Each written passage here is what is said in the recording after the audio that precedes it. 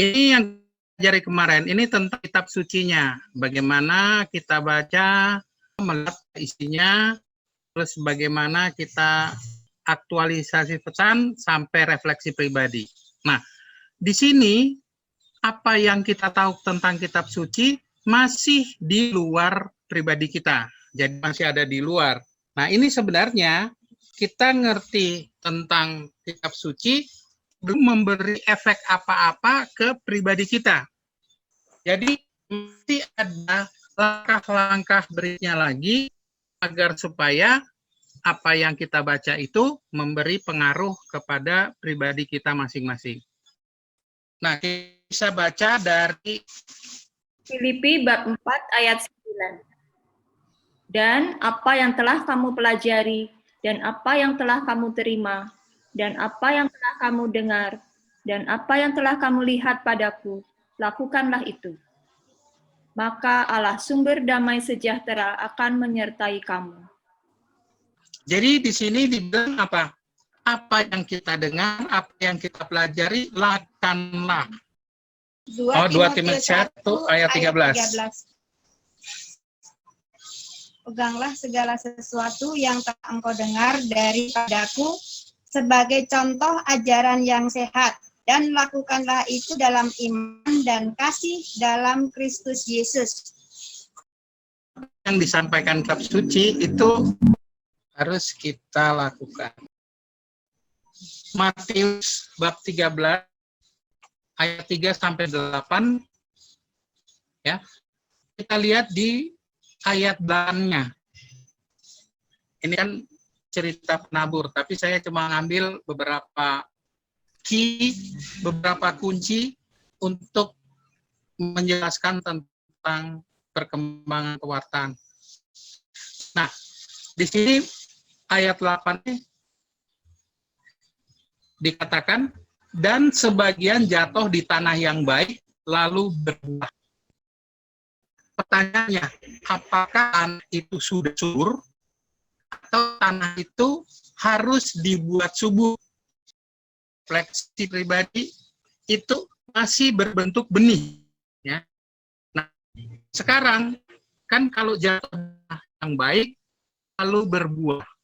Nah, apa buah ini?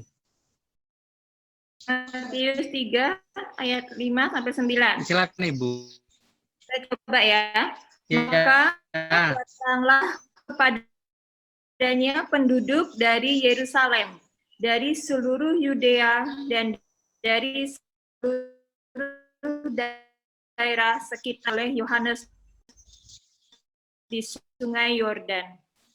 Tetapi waktu ia melihat banyak orang Farisi dan orang Saduki datang untuk dibaptis, berkatalah ia kepada mereka, "Hai kamu keturunan ular beludak, siapakah yang mengatakan kepada kamu bahwa kamu dapat melarikan diri dari murka yang akan datang?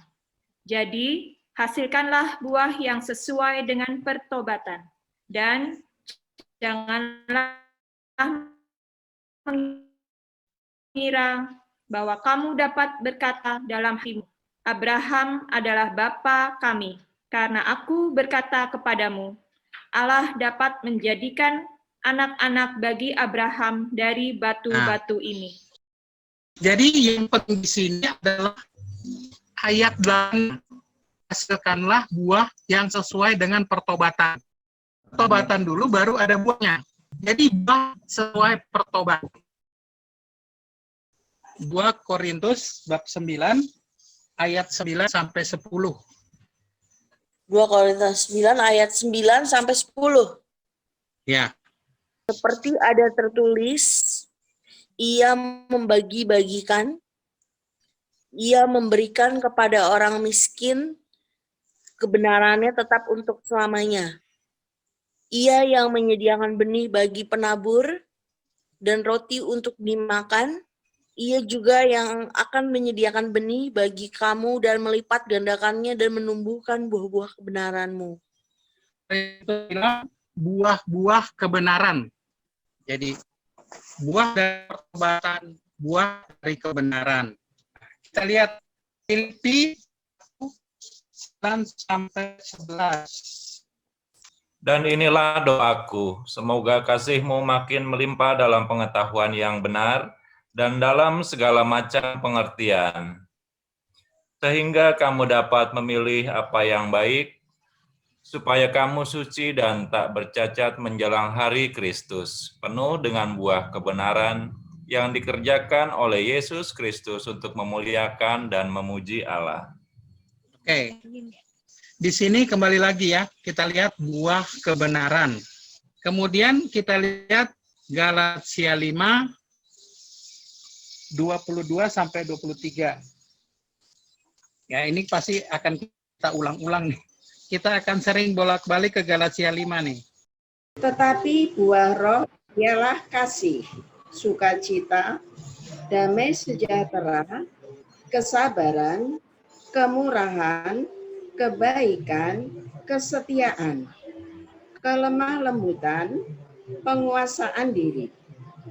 Tidak ada hukum yang menentang hal-hal itu. Oke.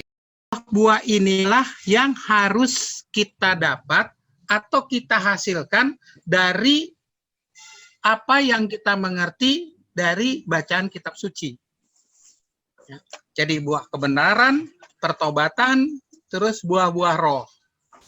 Sekarang kita kembali lagi ke penabur. Tapi ini penjelasan penabur. Matius 13 ayat 18 sampai 23. Ya. Nah ini nggak baca, kembali lagi. Saya hanya mengambil bagian penting. Di ayat 23. Ya. Yang ditabur di tanah yang baik adalah orang yang mendengar firman itu dan mengerti. Karena itu ia berbuah. Jadi firman itu harus dimengerti untuk bisa berbuah. Di sini kata mengerti itu apa maksudnya? Untuk mengerti itu diperlukan tindakan. Jadi untuk mengerti orang harus mengerjakan sesuatu, harus berbuat gitu loh. Jadi harus ada tindakan. Sekarang gini, proses belajar ada dua macam. Pertama, transfer informasi.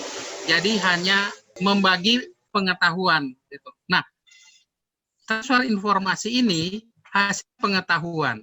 Misalnya, air adalah benda cair. Itu pengetahuan. Cat itu merah. Nah, itu informasi. Kalau informasi begitu kita terima, kita tahu. Ya. Nah, tapi dalam proses belajar yang lain, itu kita perlu transfer pengalaman yang kita ajarkan, yang kita pindahkan, itu pengalaman. Kalau transfer pengalaman, ya, atau experience transfer, itu dari informasi, orang mengetahui. Oke, itu tahap pertama. Nah, kemudian sesudah tahu, dia harus mengerjakan dulu untuk bisa mengerti. Sebagai contoh, bersepeda. Bersepeda orang bisa tahu, tapi dia nggak bisa bersepeda. Kenapa? Dia harus ngerjain dulu, baru dia bisa. Berenang, semua orang tahu berenang. Tapi hanya yang melakukan yang bisa berenang. Kalau cuma lihat-lihat aja, pasti nggak bisa berenang. Ya. Nah, seperti itu. Jadi, ini skill. Nah, kalau kita bicara suatu kemampuan, itu perlu tindakan atau perlu mengerjakan sesuatu. Nah, ini yang dimaksud mengerti. Jadi, beriman sebenarnya adalah suatu kemampuan. Jadi, beriman itu bukan kita tahu cukup gitu loh. Beriman itu perlu melakukan sesuatu. Jadi, iman tidak bisa muncul otomatis. Jadi, kita bisa lihat sesuatu, kita bisa lihat berenang, bisa tahu berenang, kita bisa baca di mana-mana gitu loh. Kalau kita tidak sendiri, tidak melakukannya, kita akan bisa berenang. Ya, itu yang dibilang kita tidak mengerti. Iman bertumbuh tahap demi tahap, harus dijaga dan disekan. Ya, seperti olahraga, ya harus latihan, harus makan nutrisi yang baik, gitu loh kan. Harus kalau berhenti. Untuk beriman memang kita sering dengar kan Ibu Sri Mulyani bilang instrumen. instrumen. Instrumen itu alat-alat. Ya. Jadi mendengar, melihat itu adalah dua alat pertama untuk supaya kita beriman. Mendengar ya sabda Tuhan, terus melihat. Kemudian ada satu lagi, merasa. Jadi ada rasa. Rasa adalah pembanding. Biasanya kita bilang pembanding kebenaran. Nah ini dalam bahasa yang umum kita memisahkan suara-suara roh jahat atau suara roh baik dan lain-lain. Untuk soal benar dan tidak benar sulit menggunakan akal. Karena akal selalu membela kepentingan. Jadi di sini kita lihat sesudah refleksi ada tindak, berarti ada perbaikan nyata. Jadi ada perbaikan pada pribadi atau kita bilang ada perbaikan pada perilaku pribadi. Jadi harus ada perubahan. Bacaan yang kita baca dan kita ambil kesimpulannya itu kita harus lakukan supaya ada perubahan pada perilaku. Harus menjadi perilaku. Sehingga benih tadi pada waktu kita melakukannya akan tumbuh jadi tunas. Jadi benih itu tumbuh melalui apa yang kita lakukan.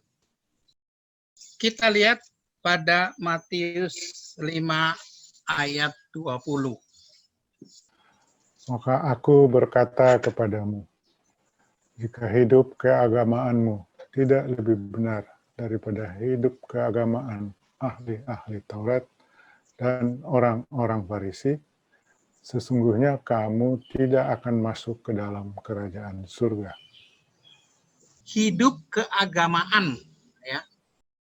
Ini mungkin ini nggak jelas, tapi maksudnya hidup keagamaan itu orang Farisi kan dia taat, dia sembahyang rajin, ngasih derma ya, gitu loh. Terus baca Alkitab ya. Coba kita lihat pada Matius 23 ayat 3. Sebab itu turutilah dan lakukanlah segala sesuatu yang mereka ajarkan kepadamu. Tetapi janganlah kamu turuti perbuatan-perbuatan mereka, karena mereka mengajarkannya tetapi tidak melakukannya.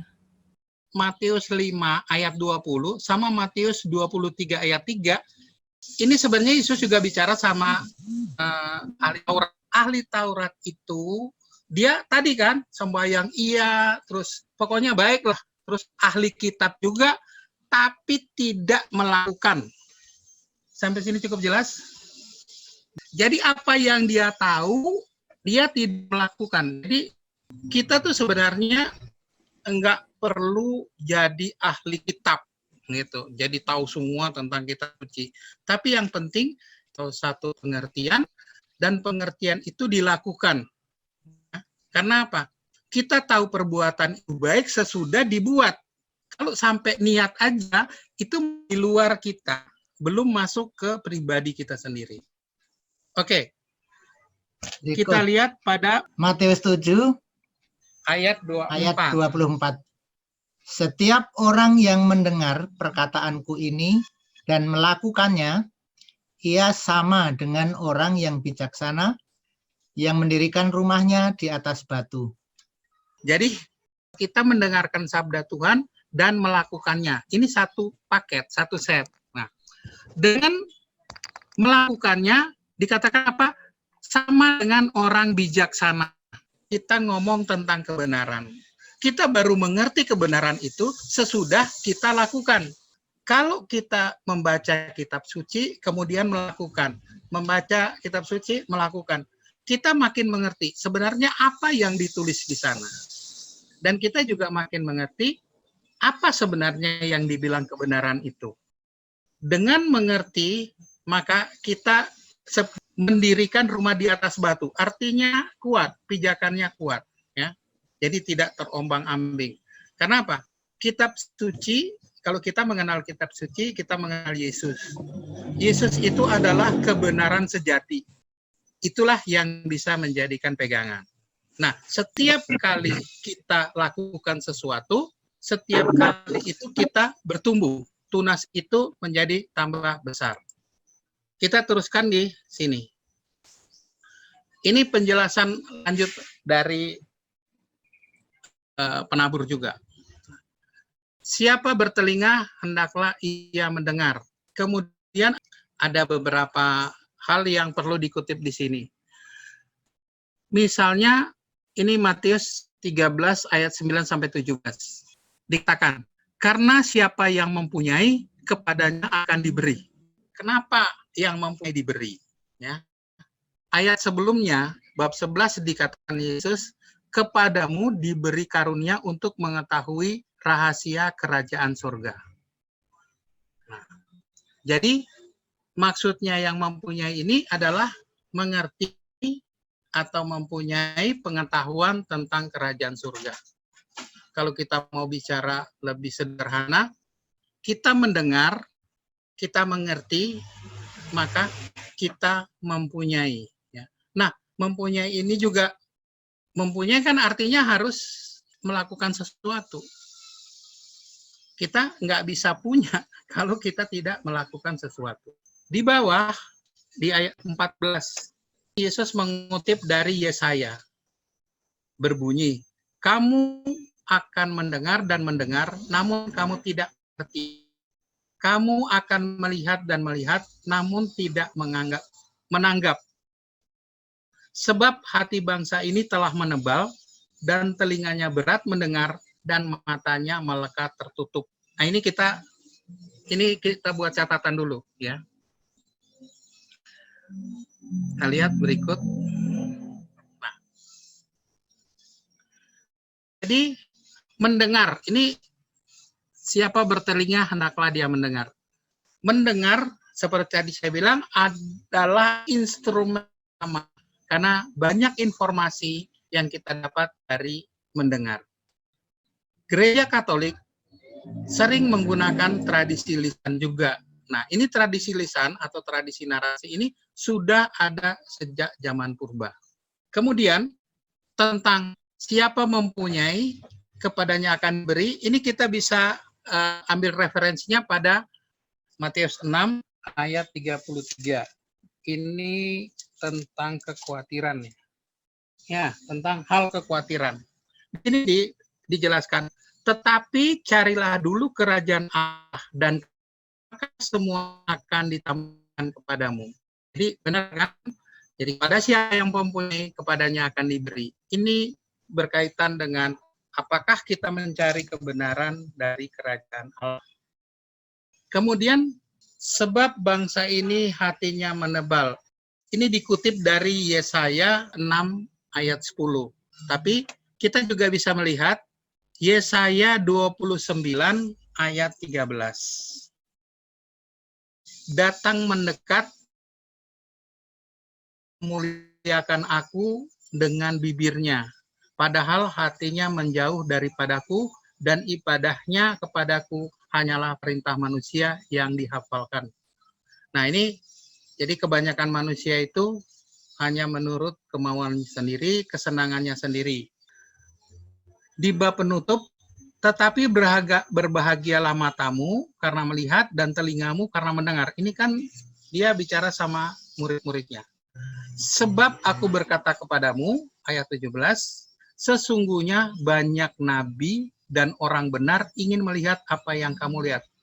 Ini maksudnya apa? Ya, jadi sebenarnya semua orang pengen ketemu Yesus, ya, mendengar langsung dari Yesus. Tapi ini hanya keistimewaan murid-murid Yesus sama rasul-rasul. Orang lain, ya apalagi kita yang jauh sekali ya. Nah, tapi pada waktu Yesus ketemu Thomas, itu kan Yesus bilang, berbahagialah mereka yang tidak melihat namun percaya. Karena itu, kenapa kita bisa percaya kitab suci? Karena tradisi kitab suci ini memang dijaga sampai saat ini. Ya bukan hanya tradisi aja, bukan hanya kitab suci, tapi ada tradisi dan ada magisterium. Iman kita adalah iman gereja. Jadi kalau kita juga mau membuat renungan dan lain-lain, juga jangan keluar dari ajaran gereja Katolik.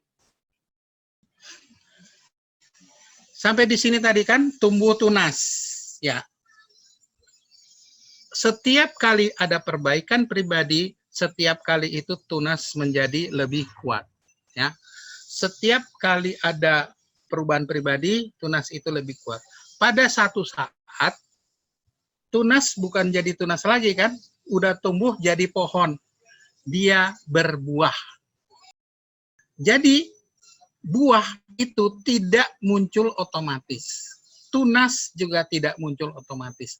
Semua harus dipelihara, harus disegarkan, harus dijaga, kemudian berbuah.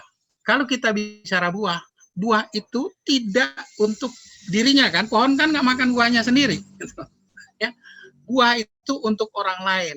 Jadi kita tidak tahu apakah kita berbuah atau tidak selain dari orang lain yang mengatakannya. Apapun hasil kita itu dilihat dari luar, bukan dari dalam pribadi. Kalau berbuah berarti berguna untuk orang lain. Sebenarnya buah dalam pengertian ini adalah pengorbanan. Kita harus melakukan untuk orang lain. Ini satu siklus ya. Jadi dari baca, cari kesimpulan, buat refleksi, membuat perubahan pribadi, terus peduli kepada orang lain, ya mungkin berkorban untuk orang lain. Ini satu siklus, ya, satu siklus dari satu pengertian. Nah, kalau kita membaca suci lagi, kita dapat pengertian berikutnya. Nah, itu juga berputar seperti kembali lagi, ya. Kita ngambil kesimpulan untuk refleksi pribadi, terus kita membuat kebaikan pada diri, kemudian perbaiki perilaku, peduli kepada sesama, dan seterusnya. Ya. Jadi, kita tidak berhenti satu ayat aja, atau kita tidak berhenti pada satu dua. Ya. Ini siklus untuk membangun iman. Nah, tunas inilah iman. Kita harus membuat tunas ini makin kuat. Ya, kalau makin kuat berarti relasi kita dengan Tuhan juga lebih baik. Kenapa? Pribadi kita kan juga lebih baik. Makin baik, maka relasinya juga akan lebih baik. Problemnya sebenarnya relasi itu ada pada kita, bukan ada pada Tuhan. Tuhan tuh selalu ingin dekat dengan kita. Problemnya kita yang selalu menjauh. Ya. Mungkin ini nanti kita bahas sendiri. Kita lihat mungkin contoh. Matius 5 ayat 21 sampai 22. Kamu telah mendengar yang difirmankan kepada nenek moyang kita. Jangan membunuh, siapa yang membunuh harus dihukum. Tetapi aku berkata kepadamu, setiap orang yang marah terhadap saudaranya harus dihukum. Siapa yang berkata kepada saudaranya kafir harus dihadapkan ke mahkamah agama, dan siapa yang berkata jahil harus diserahkan ke dalam neraka yang menyala-nyala. Ayat ini jelas ya, nggak perlu ahli tafsir untuk tahu. Jangankan membunuh. Kita marah kepada orang aja, itu sebuah kesalahan besar. Ngomong kafir, itu kan masuk mahkamah itu artinya kesalahan besar. Kayak kriminal. Gitu. Jahil itu kalau dilihat di Kamus Besar Bahasa Indonesia, artinya bodoh. Orang nggak tahu gitu loh. Jadi kalau kita bilang goblok kan, atau dungu, ya, itu kalau menurut ayat 22 itu bisa masuk neraka. Kenapa? Itu menghina pencipta. Apalagi kita maki-maki pakai nama-nama tua atau kebun binatang. Jadi refleksi pribadi apa? Pertama, mendam marah. Jadi kalau marah tuh jangan langsung marah. Coba dipikir ulang. Ya memang orang kalau emosi nggak bisa mikir ulang. Tapi coba membiasakan kalau kita marah, pikir ulang apa perlu marah apa enggak. Nah, dengan berpikir perlu marah apa enggak, kita sudah nunda marah. Ya, mungkin nunda 5 menit, mungkin nunda 10 menit, tapi dengan menunda itu kita punya perspektif baru. Kalau kita marah, akal budi kita sudah nggak bisa bekerja lagi, yang ada emosi. Yang lebih baik adalah kedua, mengampuni. Jadi kita membuang marah. Memang namanya orang membuat kesalahan ke kita, itu pasti membuat kita emosi. Tapi pertama, menunda marah. Kedua, mengampuni. Apa yang kita buat supaya perubahan nyata? Pertama, contoh yang paling gampang adalah tidak marah jika tidak dihormati. Jadi sekarang ini saya berusaha supaya tidak marah secara verbal. Caranya ya tadi itu, tunda marah.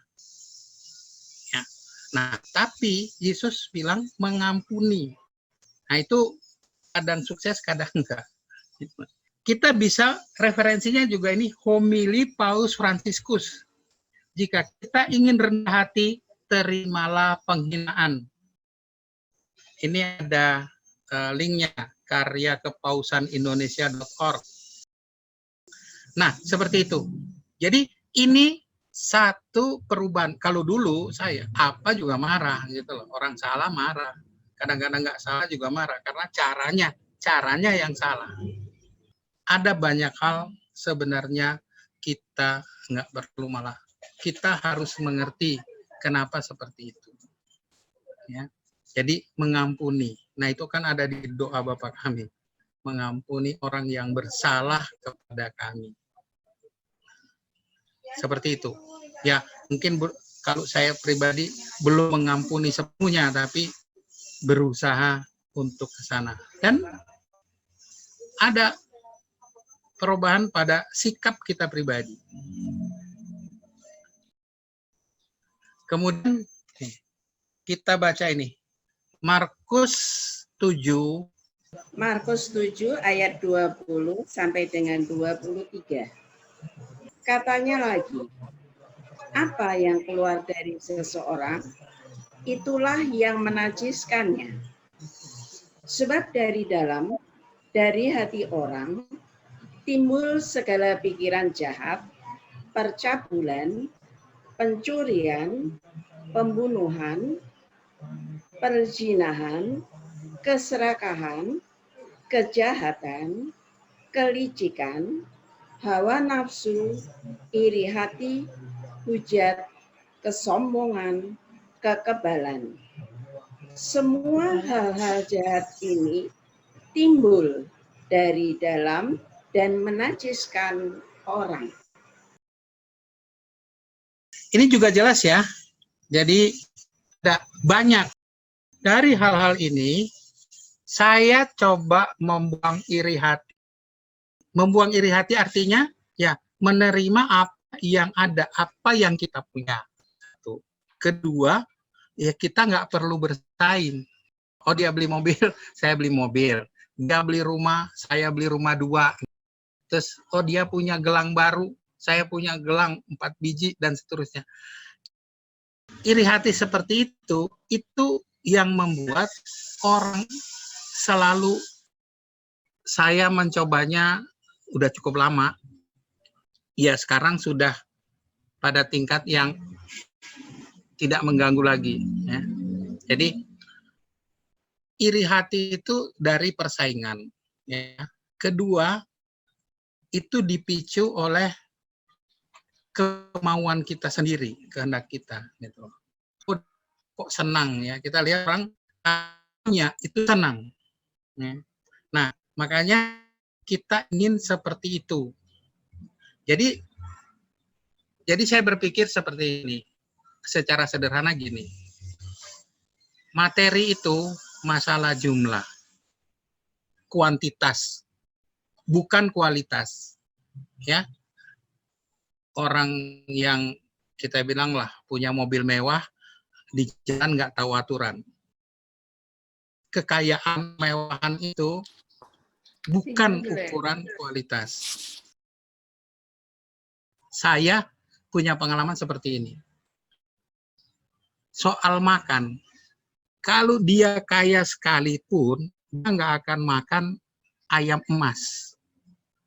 Dia makan ayam daging yang kita makan juga. Juga punya persoalan yang sama. Soal anak minta duit, anak minta mainan, dan seterusnya. Jadi kita punya persoalan. Problemnya hanya masalah perbedaan jumlah, kuantitas. Kualitas sama. Kadang-kadang orang yang nggak punya lebih bisa tidur nyenyak daripada orang yang berada. Ya. Kemudian masalah kita itu sama. Ya. Masalahnya sama, beda pada kuantitasnya. Kualitasnya sama. Nah, karena saya pikir waktu itu, ya kenapa kita mau repot-repot ngurusin orang, ya memang kebun di Serang kelihatan lebih hijau dari kebun kita. Tapi percayalah, kita punya masalah yang sama. Memang tidak cepat, itu butuh hampir 10-an tahun lah untuk membuang iri hati, dan sampai sekarang nggak bersih. Jadi perubahan nyata itu tidak terganggu dengan milik orang lain. Gitu. Ya dia punya, ya memang itulah rezekinya dia, ya kan? Tuhan memberi rezeki berbeda, ya seperti yang kemarin kita bahas tentang pekerja di kebun anggur. Ada yang dari pagi kerja dapat 1 dinar, yang kerja cuma 1 jam dapat 1 dinar. Seperti itu juga. Hidup benar itu murah. Yang mahal adalah gayanya. Jadi hidup benar adalah murah.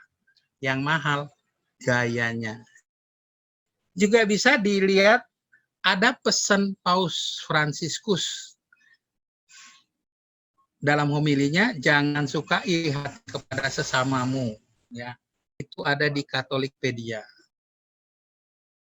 Kita bisa bertumbuh itu dalam siklus seperti tadi. Pertama, ngurangin marah. Kedua, iri hati. Sombong masih dalam proyek gitu. Ya.